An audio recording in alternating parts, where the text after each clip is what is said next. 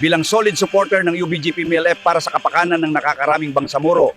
Huwag nating kalimutan ang ating buong suporta sa Untuk mendapatkan yang biasanya saat ini yang ini posisi Allah Taala saksi kekalunia tidak sabar Allah Taala.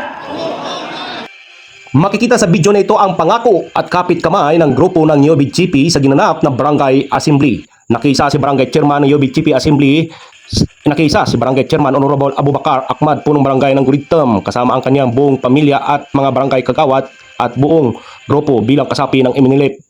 Bihak sa sinagawang pagtitipon bilang solid supporter ng UBGP. Mahigit 2,000 membro ng taga-suporta dumalo sa sinagawang UBGP MNLF Assembly sa ginanap sa Sitio Landasan, Barangay Linak nitong Mayo 2, 2026. Itong itinuturing na isang malaking pagtitipon sa nasabing lugar. Pinangunahan ng Municipal Mayor ang Daturin Sinsuat Maguindanao del Norte ang pagtitipon at aktibidad na si Honorable Abdul Hamid Datu Baba Abbas. Nagbigay diin ng kaalagaan ng pagkakaisa at aktibong partipasyon ng mamamayan sa pagsulong sa kapayapaan at kaunlaran sa Bangsamoro. Dumalo rin bilang tagapangunahing tagapagsalita sina Sek Lanang Ali Jr., Sek Sagid Salindab, Sek Abdul Wahab Kawilan at Aji Amin Sek. Sa kanilang talumpati binigyan diin ang matibay na kapayapaan at pagkakaisa na mapabuti ang pamahalaan bilang pundasyon ng isang matatag na riyon. At ayon pa sa tagapagsalita, mahalaga ang patuloy ang pakikilaok ng bawat mamamayan upang mapanatili ang seguridad at isulong ang mga plataporma ng kaunlaran, lalo pa sa inarap na umiral na mga amon sa Bangsamoro.